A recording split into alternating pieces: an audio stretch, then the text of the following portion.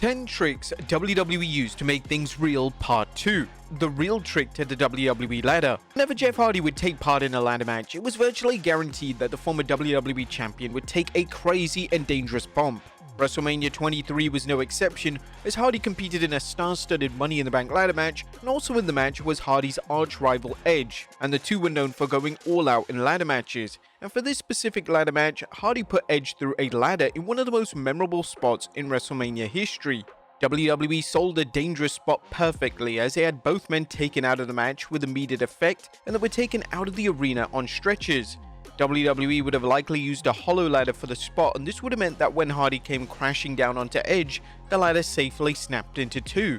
Naturally, if WWE used a real steel ladder for the spot, then both men would have suffered life-altering injuries. The use of mattresses.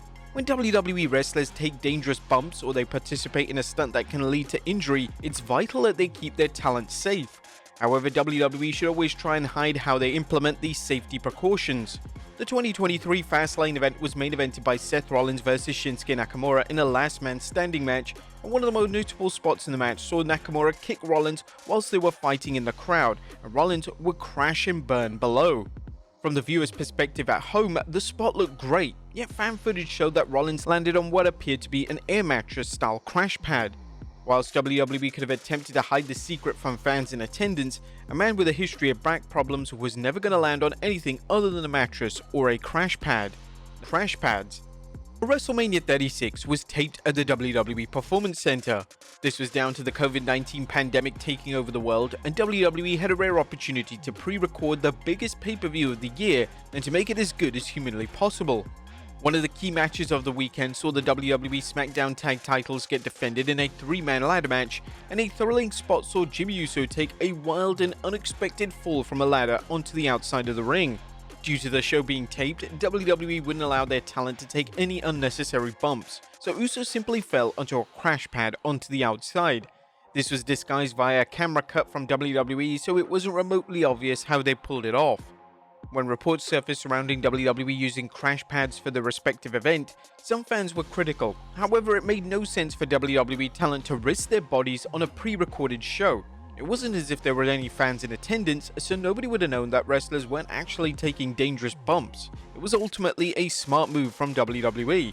How Shane McMahon got electrocuted. One of the storylines that dominated Raw in the second half of 2003 was the feud between Kane and Shane McMahon.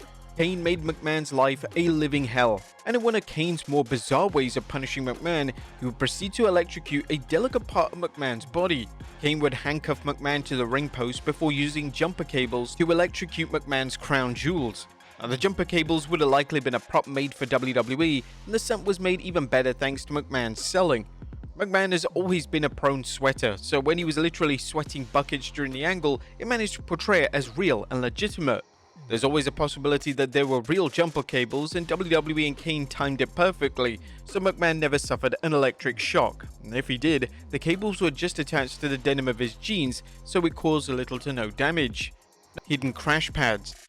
Now, the payoff to the aforementioned Kane vs Shane McMahon feud came at the 2003 Survivor Series. The two foes would collide in an ambulance match, and the match was responsible for one of McMahon's more forgotten about stunts. During the match, McMahon would ascend to the top of the ambulance and jump from the top of the vehicle onto Kane, who was lying prone on the floor with a trash can to his chest. This was basically a new version of McMahon's trademark coast to coast. McMahon had the time and angle to leap just right as he would land on a box that was clearly a crash pad. The spot was kind of insane to look at, especially when you consider that McMahon could have easily missed and landed right on the concrete. Thankfully, both McMahon and Kane were perfectly fine, and they were able to proceed with the planned finish to the gimmick match. Flaming tables. It's a common consensus that Edge and Mick Foley stole the show at WrestleMania 22. Their hardcore match had great storytelling and epic stunts, and the match managed to take Edge to the next level in WWE. Now, the highlight of the match saw Edge spear Foley through a flaming table, and this was one of the most exciting spots ever seen in WWE, as nobody saw it coming. Now, there's a limit to how much WWE can protect talent from fire, yet when it came to Foley, he wore multiple layers of clothing for the spot, whereas Edge would go into the flames without a shirt on. Edge himself would discuss this during an interview with Chris Van Vliet.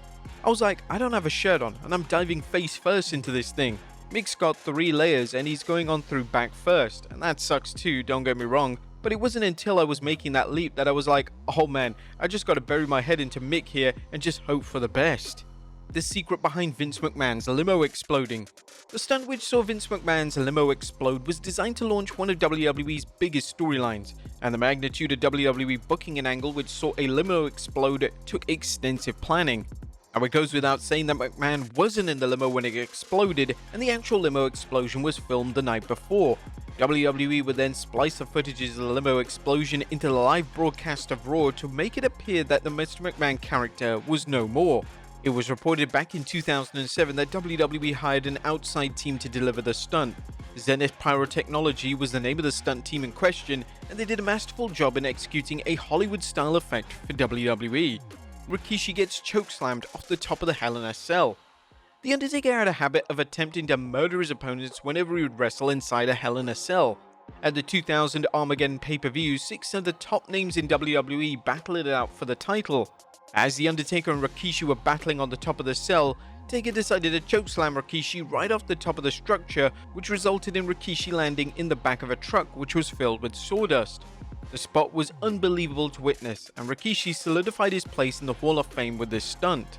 Now, in relation to how the stunt was done, it was likely that the flatbed had mattresses or crash pads underneath the sawdust, and this would have cushioned the super heavyweight's fall. Now, according to the man himself during an interview with Metro UK, if he didn't hit his target, he would have likely died. This flatbed had no railings on the side during the walkthrough, but during the show when this flatbed came out, there was railings, so now my whole nervous system just went berserk, because if I didn't hit that target, my whole body goes right through that aluminium rail. I mean, I wouldn't be sitting here talking to you. Whilst Rikishi was able to continue wrestling after the biggest bump of his career, he still suffers from substantial hip pain that was caused from this specific spot. Wrestlers breaking the ring. In 2003, the SmackDown product was receiving widespread praise, and one particular spot during an episode of SmackDown from that year is still discussed over 2 decades later. During a match between Brock Lesnar and Big Show, Lesnar would give Show a superplex off the top rope, and as both men landed, the ring imploded. According to the legendary referee Mike Chioda, airbags were placed under the ring, and when the pressure was released, the ring was able to collapse accordingly. WWE would repeat this spot numerous times over the next 20 years, yet the initial spot from Lesnar and Show will always be the spot to beat when it comes to stunts involving the ring imploding. But there you have it, folks. 10 more tricks WWE used to make things real. Be sure to leave your comments down below, and I'll see you next time with some more wrestling content.